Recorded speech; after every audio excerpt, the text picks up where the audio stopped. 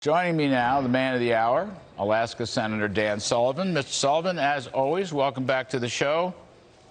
Great to be on the show, Larry. Thanks. So it looks to me like you have a really good idea, which is a better idea, to try to change the Congressional Review Act. First thing, sir, is could you just give us the key bullets here? Well, look, you described it. The Trump administration, and Larry, you and I worked together on this. We put together NEPA rules that were common sense that can get all infrastructure projects out the door in a reasonable amount of time. The Biden administration in April issued another rule for permitting that was a disaster. Everybody knows that it was focused on shutting down infrastructure. By the way, not just oil and gas, all infrastructure, roads, bridges, renewable projects. So I have a simple Congressional Review Act resolution. By the way, 50 Republican co-sponsors, an enormous diverse group of supporters, everything from building trades, labor unions, farmers, energy sector, over 50 different groups, including the oil and gas sector of West Virginia. And we just want to vote on it. We're probably going to get a vote on it this week. We need 51 senators, just one Democrat, to vote yes, and this will pass in the Senate. So it's an important vote right now to repudiate the Biden administration's undermining of the ability to build infrastructure. And here's the other thing, Larry. It's a test for the Democrats. They often say they're for the working men and women. The working men and women of America, the men and women who build things, are for my resolution, 100%. The only groups that are against it are the far left, woke, radical, environmental groups. So the Democrat senators are going to have to make a choice. Who do they stand with? The men and women who build stuff in our country, or the coastal elites? And I think most Americans stand with the men and women who build our great nation. All right, so let's... impressive stuff, good stuff. You need one vote, one Democratic vote. One vote. You don't need 60, you need 51. So we can establish that. All right.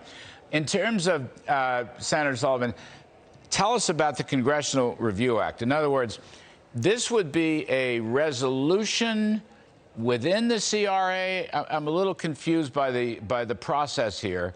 I know you're on the right track, but would this force the woke Biden regulators, I'm going to call them, meaning no personal disrespect, but total policy disrespect, would this force them, you know, to come back to the Trump policies and to stopping normal infrastructure as well as fossil infrastructure? Would this do that? Would this say to the Council on Environmental Quality, you know, the EPA, Energy, Interior, and so forth, Dan Sullivan, would this work for that? Yeah, what this is meant to do, Larry, is that it's meant to rescind the rule that the Biden White House put forward.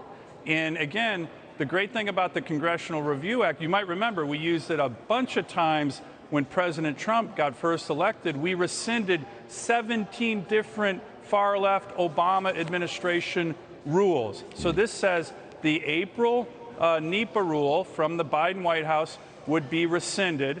The beauty of the Congressional Review Act is it's a privileged resolution, meaning we get to bring it when we want. Schumer can't block it. And as you mentioned, it only requires 51 senators to pass. Now, here's the thing. Could you get it over the goal line in the House? That would be challenging. Would Biden veto it if it came to his desk? Likely, although, heck, I don't even know if he knew that his own White House issued a regulation that was killing infrastructure. But what it's going to do right now in the immediate vote that we anticipate by the end of this week, it's going to make Senate Democrats make a stand. Who are you with? The men and women who build things, or the radical far left enviros? They always say they're for the working class. This will show it. I don't think they are. Senator Sullivan, you know, I looked through Joe Manchin's list, and in general terms, it's a pretty good list.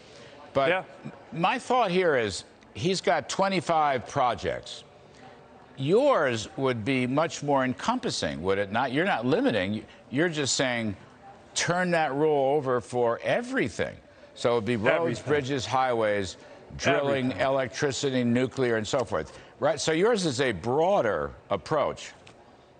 Absolutely, Larry. Ours just says, let's go back to where we were during the Trump administration on common sense regulatory and permitting reform that, by the way, the vast majority of Americans support it. Governors, mayors, regardless of political party, all see the problem that we had with huge red tape and litigation.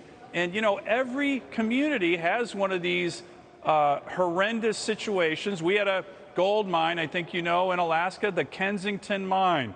It took 20 years to permit. I mean, this is insane. The only people who like this are the far left environmental groups, probably the trial lawyers, but I'll give you another group that loves this kind of permitting nightmare in America, the Chinese Communist Party. They love it when America can't get out of its own way, can't build things. That's why we need to move forward on this resolution. It's going to be an important vote, and you know, we'll see where the Democrats stand. Working men and women, building infrastructure, competing against China, or taking their orders from the woke, far-left environmental groups. You know, just coming to mind as you mentioned this, the Chinese communists might love this because the way these rules are established now in the White House, you can't do any mineral mining. Even the resources for electric vehicles and batteries and stuff like that, you know, nickel, cobalt, whatever, lithium, you can't even do that. That's how much they've, you know, hogtied this entire process. Now, I would think, Senator, I'm not being tongue-in-cheek here, I'm being serious. I would think Joe Manchin would be in favor of your resolution.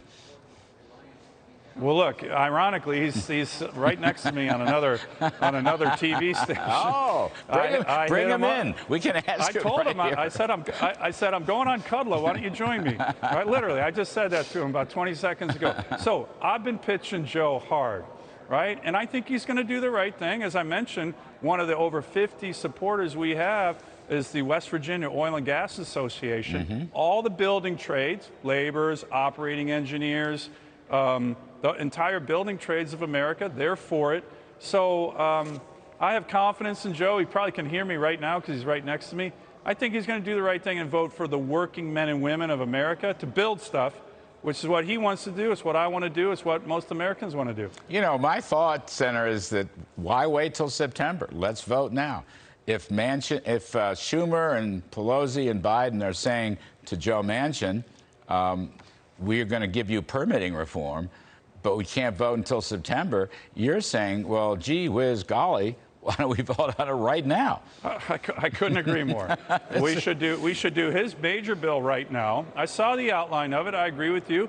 It's got a lot of good things in. But here's the thing, Larry, the first test is my resolution that we're going to be voting on hopefully here in the next few days. That's the first test to see how serious the Democrats are with regard to serious permitting reform. I know Joe Manchin is. He better be a yes on my bill. I think he will be. But you got to remember, you're going to still have to get 10 other Democrats to pass major permitting reform that would be part of his package. So the seriousness with which they're taking this, I think, is going to be demonstrated in the vote they're going to take on my resolution.